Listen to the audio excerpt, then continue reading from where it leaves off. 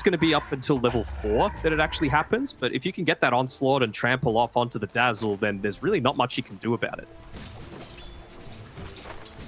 You get to see the exciting battle between the mid laners once again, with Mikoto on the Void Spirit and Thompson on his Invoker. An Invoker player who, I mean, he's been known to make some incredible plays, Mr. Thompson, on this hero.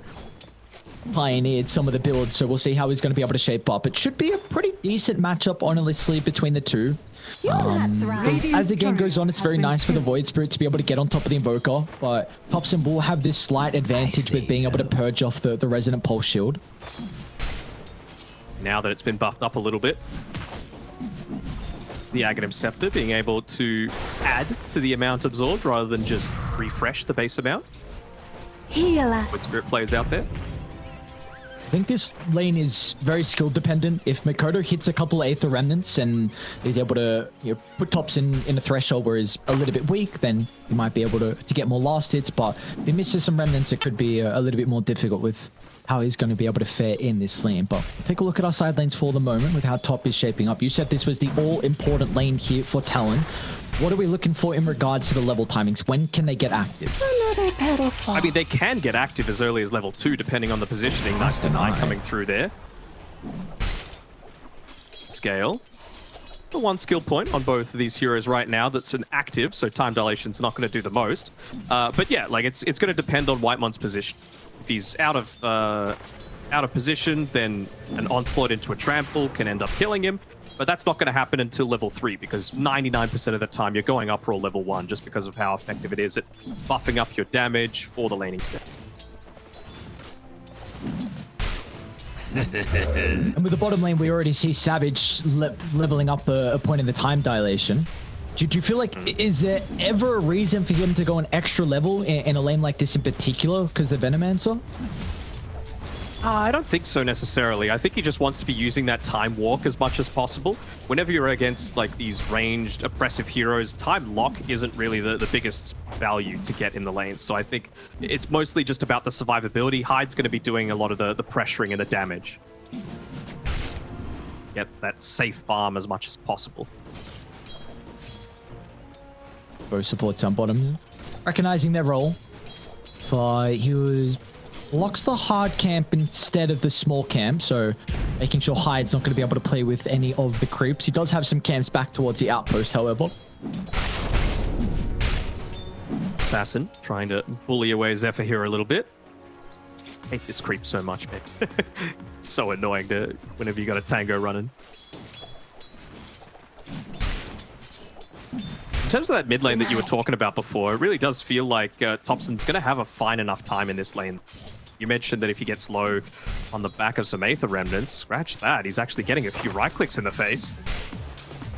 Nice dodge, Mikoto with the dissimulate. He's got the right click range. All the new heroes can hit from afar, and you see that is exactly the case here. Mikoto finds a solo kill, and he'll get a tip as well from Hyde. Beautifully done.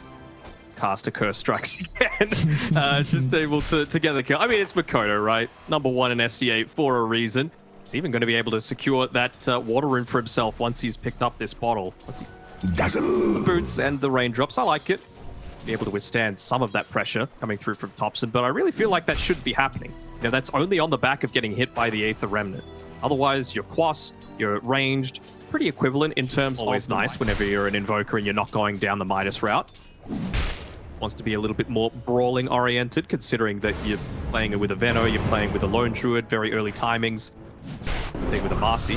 They're gonna dive Thompson, and Mikoto, he commits with the double ultimate. Mikoto's now stuck under the tier 1 tower. A Remnant will provide a little bit of distance away, couple more right clicks, and now with a poison touch, but Savage, what a rotation! The Chrono clipping 3, they've got Q nearby as well. Talon, they're on the ball in the second game. Even KP said screw it, I'll come. Zephyr's gonna look to jump in. But a great jump out from Makoto, and they do end up getting the bear kill. To the top side of the map we go as Cuckoo. Gets the poison over off. It's going to clip onto both the heroes here, but Savage feels like he has an opening to drop the Chronosphere. Makoto's going to be nearby with a double damage rune. He'll use the Remnant onto Cuckoo, then they'll be able to turn to deal with the Dazzle. Beautifully done from Talon as they bring 4 the best heroes or the ultra late game, as long as you're not getting caught out by that initial stun. And Enchantress is going to be a courier has been killed. 4th core, essentially. Dire's bottom tower is under attack. Speaking about the Enchantress, he's going to look to pair up with 23SAVAGE. Easy kill onto Zephyr. A little bit more gold into the bank of that kind of pseudo position 3 that we have from Hyde. Level 12, almost Hurricane Pike. Hops in to take it. Maybe because he's not too close to the level 20 talent. That extra 80% chaos meteor damage is a lot mid lane. Ice Blast onto Ana. Makoto's going to be able to jump as well. Ana, he wasn't ready for it. An unsuspecting move from Talon, and they just blow up the lone druid.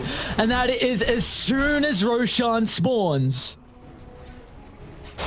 Go right on in. They want to take away some of this vision, but Cuckoo is doing himself fairly well. They're going to jump scare off Hyde. into the river. Look at the alacrity damage coming up from Zephyr, but the Chronosphere clips up to Thompson, but he's able to get the protection off. They don't have the damage at the moment thanks to the BKB. Let's see if Thompson's going to be able to continue to run himself away. The respect coming up from Talon. They will not enter the high ground. Instead, they're going to deal with the heroes that are still caught outside of the river. Zephyr is able to jump on forward, but Cuckoo, he doesn't have this capability. They should be able to chase him down. The onslaught into the middle, but a perfect what a tornado. As Thompson breaks the combination. As T1, they've success. Shan's going to be able to slow it down for the moment. The tier 3's already been melted. Zephyr is into the middle. The Enchantress posturing aggressively.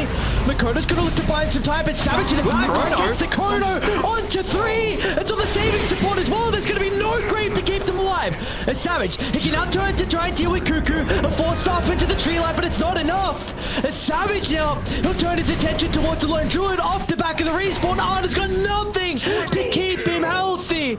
As Talon, what an incredible high ground defense. They say, screw your ages advantage. We can fight into it. Pipe as these initiations are coming in on Savage, but they're gonna try and hide. Maybe with the damage coming through for the mid ball as well. They'll secure the kill, but Savage, he gets a corner to the cause. All the silence spot as well. They'll click onto Arna, but they haven't been able to blow anyone up throughout the ultimate, so maybe they're gonna be cautious here on Talon if they want to stick around. KP, a lot of damage out of the pulverize. Gonna try and chase him down, but down to the south side. Thompson, he'll secure the kill onto the support, but they're still gonna be cautious here. Thompson will be able to reposition thanks to the bonus movement speed. The Deafening Blast will push back to Faceless Void as well. Savage, he doesn't want to let them go for free. Another time walk on forward. I don't think he's going to be able to catch up. Are they considering this, Thompson? What shenanigans are you up to here? How can you pull it out of the hat to try and kill off the Faceless Void? And well, he won't even stick around to make the attempt. With the ultimate on cooldown for the Marcy, they will be lacking the damage. wave as well, but Talon not wanting to wait until it has enough time to have a true impact. High ground is KP. Fine. Tactical. He's going to walk on forward. A 4-star breaks the combo. Savage going to try and catch up to Whitemon as well. He'll be able to get some distance away, but Cuckoo's the one that's in it. Some trouble here is Cuckoo. He'll go down. Meanwhile, the Chronosphere to the north, though. Savage. He found 2 heroes, but he didn't catch out Thompson. The Invoker starting to get the combinations going. Meanwhile, in the middle of the fight, through Ana.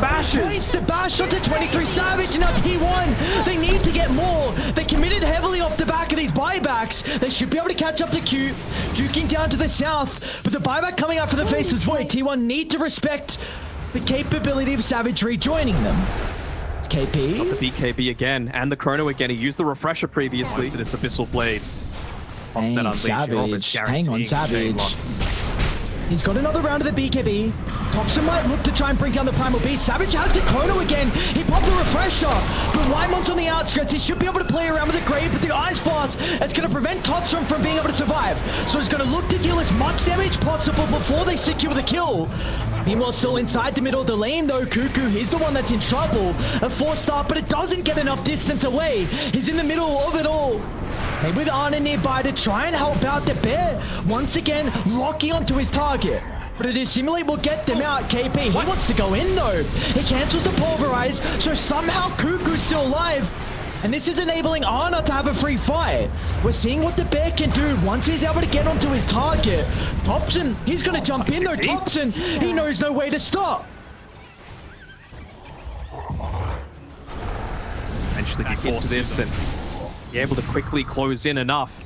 KP has the BKB to be able to play around with. Isn't going to be quick enough though. They'll hear the charge coming through. They're going to get the Ice Blast to charge in as well. KP to disrupt. He's got it. The Aegis as well. He snagged up the Aegis and Immortal. Now Makoto's going to jump into the middle. They need to keep Thompson alive. They got everything. BKB gets some distance. The Invoker should be able to step up to the high ground thanks to the Ghost Walk, and he's okay.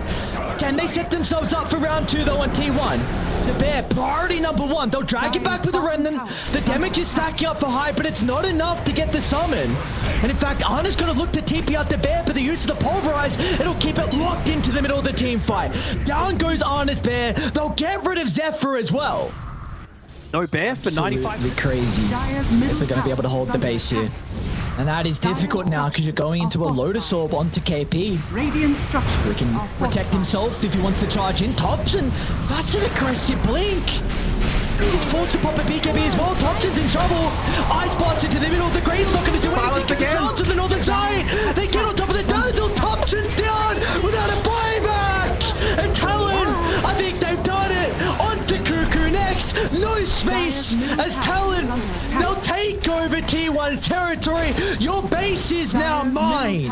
Has fallen. For the safer play, but with no buybacks being expended, they're just going to want to go on forward. It's going to be all up to Zephyr and ARCANA to be able to defend this, bringing it to a game 3, but I don't think they can be able to do it.